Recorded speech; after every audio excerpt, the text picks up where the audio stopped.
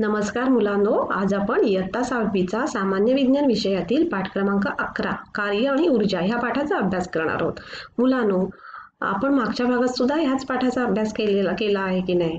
दोन भागामध्ये आपण ह्याचाच अभ्यास केला. आपण काय पाहिलं पहिल्या भागामध्ये? तर कार्य आणि ऊर्जा. कार्य म्हणजे काय, ऊर्जा म्हणजे काय, त्यांचा संबंध, एकमेकाशी असलेला संबंध. आणि दुसऱ्या भागामध्ये काय पाहिलं तर ऊर्जेची विविध रूपं आपण पाहिली. ऊर्जेची विविध रूपं कोणती आहेत? जसे की यांत्रिक ऊर्जा, ध्वनी ऊर्जा, प्रकाश ऊर्जा, रासायनिक ऊर्जा, उष्णता ऊर्जा इत्यादी म्हणजे जी रूपं आहेत, विविध रूपं आहेत, त्यांचा आपण अभ्यास केला. आजच्या भागामध्ये आपण काय पाहणार आहोत? ऊर्जेचे स्रोत. ऊर्जेचे स्रोत कोणते आहेत आणि ऊर्जेचं रूपांतरण कसे होते हे आपण पाहणार आहोत. ऊर्जेचे रूपांतरण. प्रत्येक कार्य होत असताना ऊर्जेचे रूपांतर होत असते. कळलं? आता ऊर्जेच्या रूपांतरणाची एक साखळी आपण इथे लक्षात घेऊया. मी इथे तुम्हाला थोडक्यात सांगते, नंतर मी तुम्हाला तिथून परत सांगते. आता आपण काय करायचं, पहिलं काय आहे तुम्हाला माहिती आहे ना, जलचक्र. जलचक्र तर माहिती आहे, आपण शिकलेलो आहे. जलचक्रामध्ये काय होतं की सूर्याच्या उष्णतेमुळे काय होतं तर सूर्याच्या उष्णतेमुळे पाण्याची वाफ, समुद्राच्या पाण्याचे काय होतं, बाष्पीभवन होत म्हणजे वाफ होऊन काय होतं, त्याचे ढग तयार होतात आणि त्याच्यापासून पाऊस पडतो. आणि मग हे पावसाचे पाणी कुठे जाते? तर हे पावसाचे पाणी नद्यांमध्ये मिळते आणि मग ते धरणामध्ये साठवून ठेवले जाते. म्हणजे साठवलेले पाणी असते त्याच्यामध्ये कुठली ऊर्जा असते तर स्थितीज ऊर्जा असते. आणि मग जेव्हा ते पाणी खाली येते तेव्हा त्या स्थितीज ऊर्जेचे रूपांतर कशात होते? गतिज ऊर्जेमध्ये होते. आणि हे गतिज म्हणजे हे पाणी जेव्हा जनित्रावर येते तेव्हा त्या पाण्यातील गतिज ऊर्जा जनित्रावर पडते आणि मग ते जनित्रात काय होतं, ते पाती फिरू लागतात आणि मग विद्युत ऊर्जा निर्माण होते. आणि मग अशी विद्युत ऊर्जा आपण आपल्या घरामध्ये आपल्याला विद्युत ऊर्जा वेगवेगळ्या प्रकारे आपण त्याचा वापर करतो. म्हणजे आपण बल्ब लावतो तेव्हा त्या विद्युत ऊर्जेचं रूपांतर कशात होते तर प्रकाश ऊर्जेमध्ये होतो. फॅन लावतो तेव्हा त्या विद्युत ऊर्जेचे रूपांतर कशामध्ये होते तर गतिज ऊर्जेमध्ये होते. आपण जेव्हा ओव्हन लावतो तेव्हा उष्णता ऊर्जेमध्ये होते. असं वेगवेगळ्या विद्युत ऊर्जेचे रूपांतर वेगवेगळ्या ऊर्जेमध्ये होते. आपण आता हे जरा व्यवस्थितपणे मी तुम्हाला वाचून दाखवते. तर जलचक्र ऊर्जेचे रूपांतरण. जलचक्राच्या प्रक्रियेमध्ये काय होतं, सूर्याच्या उष्णतेमुळे समुद्राच्या पाण्याची वाफ होते. मी सांगितलंच तुम्हाला. तर वाफेचे काय होतात, ढग बनतात आणि त्याच्यापासून पाऊस पडतो. पाणी नद्यांमधून वाहून धरणांमध्ये साठते. धरणाचे पाणी उंचावर असल्यामुळे काय होतं, त्यात स्थितीज ऊर्जा असते.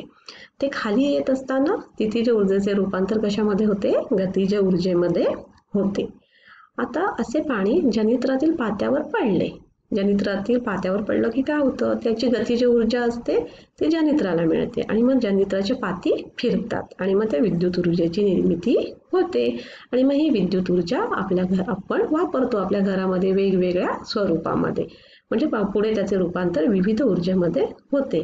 म्हणजे एक्झाम्पल कसं, तर विद्युत ऊर्जेचे रूपांतर बल्ब लावल्यास प्रकाश ऊर्जेमध्ये होते की नाही, किंवा ट्यूबलाईट लावल्यास प्रकाश. आता पंखा लावल्यावर कशामध्ये होते विद्युत ऊर्जेचे रूपांतर तर गतिज ऊर्जेमध्ये होते. टेप लावल्यावर ध्वनी ऊर्जेमध्ये होते. ओव्हन लावल्यास उष्णता ऊर्जेमध्ये होते. म्हणजे अशा प्रकारे ऊर्जेचे रूपांतरण होते. पण म्हणजे ऊर्जेचे रूपांतर होत असताना अप्रत्यक्षपणे आपण सूर्याच्याच ऊर्जेचा वापर करतो. आपण अप्रत्यक्षपणे सूर्याच्याच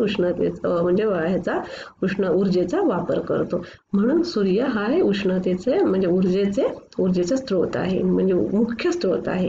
ऊर्जेचा मुख्य स्रोत कोणता आहे तर सूर्य हा ऊर्जेचे मुख्य स्रोत आहे. आता आपण ऊर्जेचे स्रोत पाहूया. तर ऊर्जेचे स्रोत दोन प्रकार आहेत त्याचे. एक पारंपरिक ऊर्जा स्रोत आणि एक दुसरा अपारंपरिक ऊर्जा स्रोत. आता आपण त्यांची माहिती घेऊयात.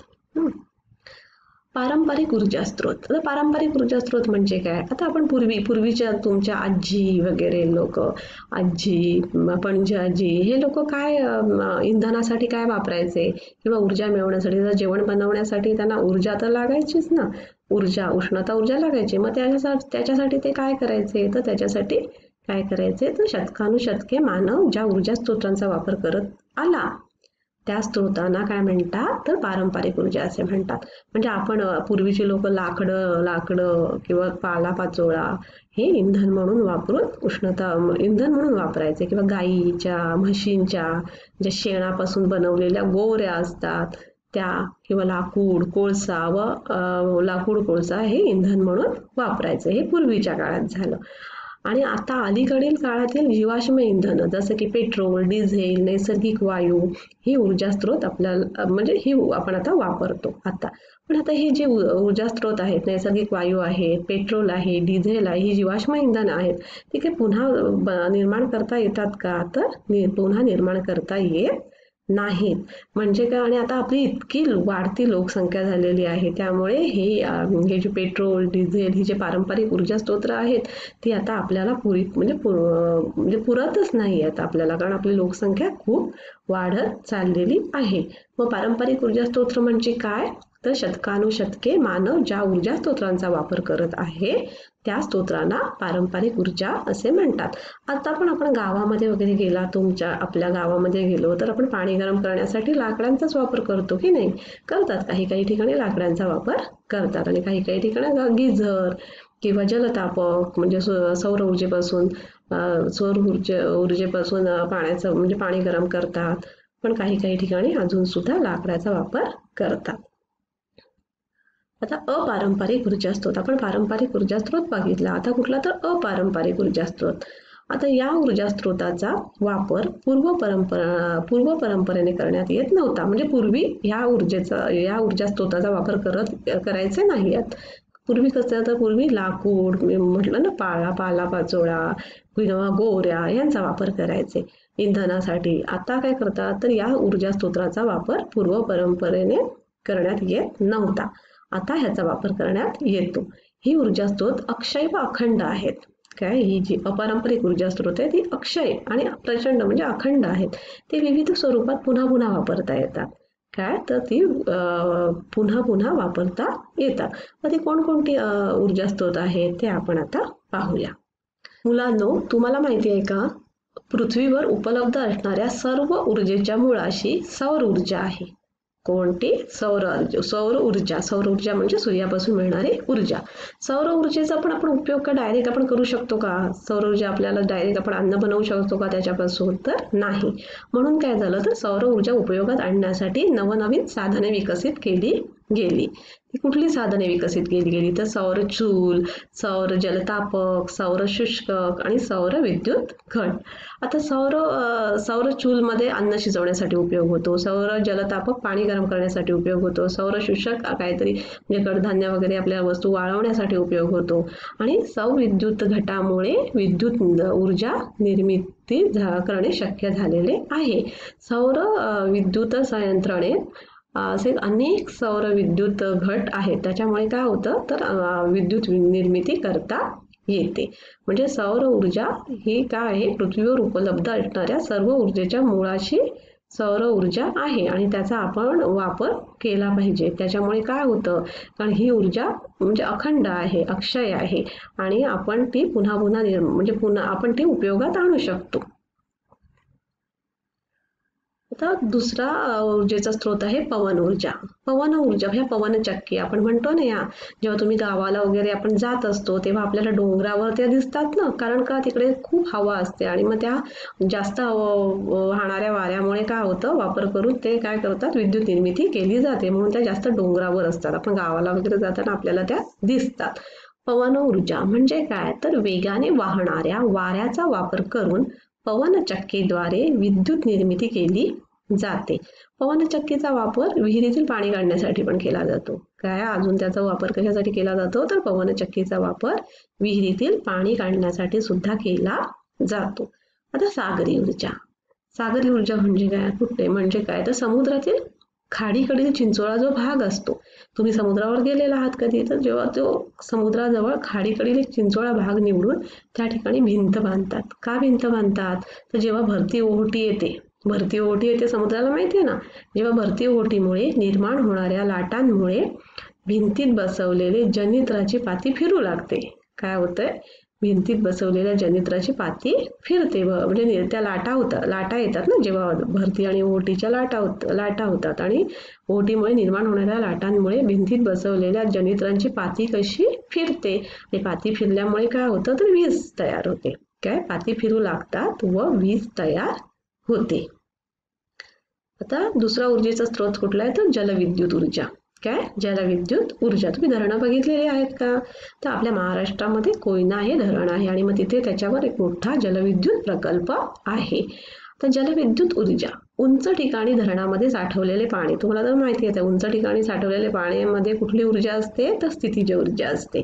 उंच ठिकाणी धरणामध्ये साठवलेले पाणी बोगद्याच्या साहाय्याने खाली आणून जनित्राची पाती फिरवली जातात. नाही ना, जेव्हा ते पाणी उंच ठिकाणून खाली आणून जनित्राची पाती फिरवली जातात. अशा पद्धतीने वीज निर्मिती करतात आणि अशा पद्धतीने वीज निर्मिती करणाऱ्या केंद्रांना काय म्हणतात तर जलविद्युत केंद्र असे म्हणतात. उदाहरणार्थ महाराष्ट्रामध्ये कोयना धरणावर मोठा जलविद्युत प्रकल्प आहे. तुम्ही कधीतरी त्याला भेट देऊ शकता. आता ऊर्जेचं दुसरं स्रोत आहे समुद्रातील लहरीपासून मिळणारी ऊर्जा. तर समुद्रामध्ये तुम्ही नेहमी जातच असाल, जेव्हा ज्या लाटा येतात तेव्हा त्या आपल्याला सुद्धा अशा खेचतात ना. मग तुम्ही गेला असाल ना समुद्रावर कधीतरी जाता ना मे मध्ये शाळेला जेव्हा सुट्टी असते तेव्हा तुम्ही कधी आईबरोबर फ्रेंड्स बरोबर गेला असाल. मग समुद्रातील लाटा पुढे पुढे जाताना एखाद्या ठिकाणी पाणी नियमितपणे वर खाली होत असते. कळलं? तर या गोष्टीचा उपयोग करून विद्युत निर्मिती करता येते. आता अणुऊर्जा. आता वीज टंचाईचे गंभीर संकट लक्षात घेता आता आपली इतकी लोकसंख्या झालेली आहे आणि त्याच्यामुळे काय झालेलं आहे तर वीज टंचाईची गंभीर समस्या निर्माण झालेली आहे. मग वीज टंचाईचे गंभीर संकट लक्षात घेता अणुऊर्जेद्वारे उत्पादन करता येते. युरेनियम, थोरियम यांसारखे जड मूलद्रव्यातील अणूंच्या विघटनातून निघणाऱ्या उष्णतेचा वापर करून वीज निर्मिती केली जाते. कशी वीज निर्मिती केली जाते तर युरेनियम, थोरियम यांसारखे जी जड मूलद्रव्य आहेत त्यांच्या अणूंच्या विघटनापासून निघणाऱ्या उष्णतेचा वापर करून वीज निर्मिती केली जाते. कळलं? आता आपण वेगवेगळ्या म्हणजे ऊर्जेचे जे स्रोत आहेत पारंपरिक ऊर्जा अपारंपरिक म्हणजे ऊर्जेचे स्रोत आपण काय काय बघितलं.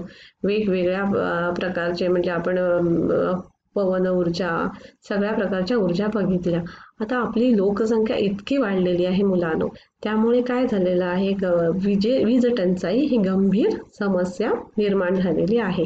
व ऊर्जा बचत आपल्याला ऊर्जेची बचत केली पाहिजे की नाही तर विजेची बचत ही एका अर्थाने विद्युत निर्मितीच आहे. म्हणजे तुम्ही काय करता घरामध्ये एका रूममध्ये असाल तर म्हणजे तुम्ही जर बेडरूममध्ये असाल तर दुसऱ्या बेडरूमची लाईट लावलेली असते किंवा फॅन लावलेला असेल.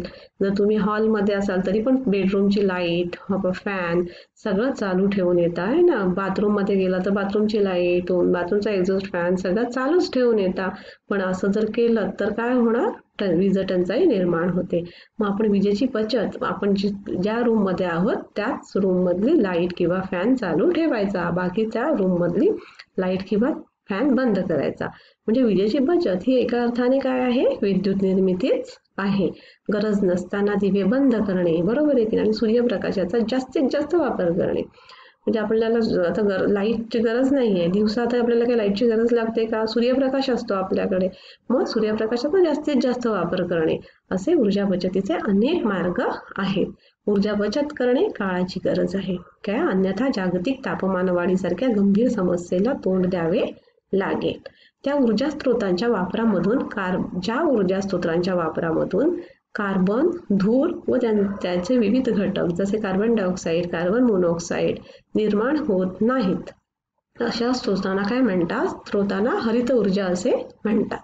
हरित ऊर्जा म्हणजे काय तर ज्या ऊर्जांच्या स्त्रोतांच्या वापरामधून कार्बन, धूर व त्यांचे विविध घटक जसे कार्बन डायऑक्साईड व कार्बन मोनॉक्साईड निर्माण होत नाहीत अशा ऊर्जा स्त्रोतांना हरित ऊर्जा असे म्हणतात. अशा स्त्रोतांच्या वापराची आता गरज आहे. तर मुलांनो आज आपण काय शिकलो तर आज आपण आज आपण काय पाहिलं तर आज आपण ऊर्जेचे रूपांतरण कसे होते ते आपण पाहिले. ऊर्जेचे स्रोत कोणते आहेत, पारंपरिक ऊर्जा स्रोत आणि अपारंपरिक ऊर्जा स्रोत. आता अपारंपरिक ऊर्जा स्रोत मध्ये कुठले तर सौर ऊर्जा, सागरी ऊर्जा, पवन ऊर्जा, जलविद्युत ऊर्जा, अणु ऊर्जा इत्यादी बद्दल आपण माहिती घेतली. आपण ह्या पूर्ण पाठामध्येच काय पाहिलं तर कार्य म्हणजे काय, जर म्हणजे बलाने एखाद्या वस्तूचे विस्थापन झाले, काय बल लावल्यामुळे एखाद्या वस्तूचे विस्थापन झाले म्हणजे कार्य झाले. ऊर्जा म्हणजे काय तर कार्य करण्याची क्षमता, आणि ऊर्जा आणि कार्य यांचं एकक सुद्धा एकच आहे, जूल. आणि आपण त्यांचा संबंध पाहिला आणि वेगवेगळे ऊर्जेची रूपं पाहिली. कुठली तर यांत्रिक ऊर्जा, ध्वनी ऊर्जा, उष्णता ऊर्जा, प्रकाश ऊर्जा, रासायनिक ऊर्जा आणि ऊर्जेचे स्रोत पाहिले. आता जसे की पारंपरिक आणि अपारंपरिक ऊर्जा स्रोत पाहिले. धन्यवाद.